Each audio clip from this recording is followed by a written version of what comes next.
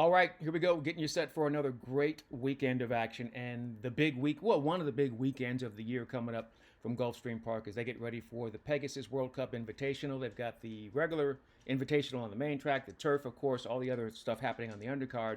But this show is going to focus only on the big race. Let's take a look at what's happening with our field. And, you know, first off, shout out to California Chrome and Arrogate for making the whole thing happen. If they didn't sign up that first year and pay that money, I don't know if this race would still be here. All right, take a look at what we're working with. Going a mile and an eighth on the main track. It's a grade one, of course. It's worth $3 million. Disco times, speed to the inside, British Isles. Interesting runner coming off the layoff, primarily a turf runner, but they've got some early speed. Full Serrano's got some speed. Banishing is a classy horse stretching back out after sprinting last couple of times. Skippy Longstocking is just a horse that shows up and wins races. He's made over $3.7 million. Just a really sound horse. Madaket Road is super confusing. He's only won one race in his lifetime, but he's got some speed. Tappan Street, this horse is pretty much, he's done nothing wrong. He's a really, really good horse. He's interesting. Poster, another horse that still feel like this horse has some more room to grow. He's got something else left. Captain Cook, I don't know what to do with this horse. Anyway, Mika, another talented horse with speed. White Barrio, hey, it's your defending champion, and he's interesting. Brother Kenny, I would love to take this horse, but I don't think he's good enough. But he's got everything that I would desire. Then you get Lightning Tones and Catalytic off the also eligible list. So, that's what it looks like with your horses. Let's start taking a look at runners. We start with our defending champion, White Barrio. And I say, look, I know he's a really good horse, right? He's proven that he doesn't need me to defend him or make any kind of a case for him. He's just a good, sound horse that likes to win races. He's made more than $7 million in his career. My thing about him is coming into the race last year, I thought he looked great. Even coming up from the prior year. So let's go beginning of 24. Saudi Cup doesn't work well. He takes some time off. He comes back, goes back in the Met Mile. That's not for him. It's too short. Comes back in a 7-furlong race, scores by 10. 7-furlong race, Mr. Prospector. He doesn't win, but you can see he's rounding into form. That gets him ready for the Pegasus. He wins by 6 lengths. Comes back, wins the Ghost Zapper. Then, for some strange reason, he comes back to the Met Mile. It doesn't work. He comes back to the Whitney. It doesn't work. And then the Jockey Club Gold Cup didn't work. I don't think he's in good form. I don't think the layoff's going to matter. I think he's a play against. So how do we beat him? We don't worry about that. How do we get our value is what we want to do now. Let's take a look at your pace scenario. Disco time. Speed to the inside. He only has one way to go. I know you can look back at the Lecomte and say, well, he came from off the pace. That was a sloppy track, and I think that was just a different day. I don't think that's what he wants to do. I think he wants to be forwardly placed. Madaket Road, horse only has one victory in those 9 starts. He needs to be forwardly placed. No one's going to do that better than Mike Smith. I don't think he's fast enough to get the lead, but I think he'll be up there.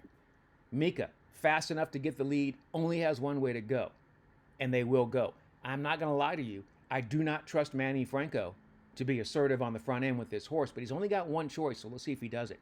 Captain Cook, he's another one. He's coming off the layoff. Used to be trained by Rick Ductro. Now Todd Pletcher's got him, Johnny V. We know Johnny V never wants to tussle with 3 or 4 horses on the front end. So I think this horse will be forwardly placed, but not speed dual placed. Then we've got class.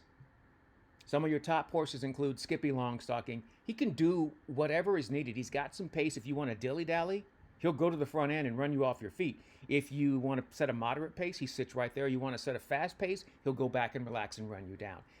And Tyler Gaffalione is riding great right now. Skippy Longstocking fits, and he definitely is capable. And I wouldn't be surprised to see this horse win the race. But wait, there's more. More speed in the form of Full Serrano, a horse that's stretching out to a mile and an eighth, almost won the Goodwood on the front end. He wants to be there on the front end. He has no other way to go. And I believe he's quicker than every other horse that wants to be on the front end. So do you see what is developing here? This could be absolutely bonkers on the front end. And now you've got other top horses, including Tappan Street. This horse has done nothing wrong. He's done nothing wrong. When he lost the Holy Bull, just because you lose a race doesn't mean you did something wrong. We're so stupid. He ran his race, it just didn't work out. This horse is honest. He will be there. No doubt about it. I don't know where Louis going to place him, but Louis knows him better than anybody else. And I think he's going to kind of let the race dictate it, and then he'll put the horse where he needs to be, where he feels like he has a good chance to make something happen. So that's a good look at what's happening with all of your runners in the race so far. All right, we see we've got plenty of class. You have your defending champion that I'm trying to beat. So much speed in this race. This could be crazy on the front end. Now it comes down to the riders' decisions, right? What kind of decisions are they going to make out of the gate? Who's going to make the right decision? I think with everything that I've just said, I think it sets up beautifully for Poster. Junior, do your thing, bro. Go ahead and ride this horse like sovereignty, okay? Just sit back there, relax. It's third off the layoff. It's an old school handicapping trick. Third off the layoff means you're rounding into peak fitness, especially for route horses, horses going 2 turns. This horse will sit. He's been very successful doing it.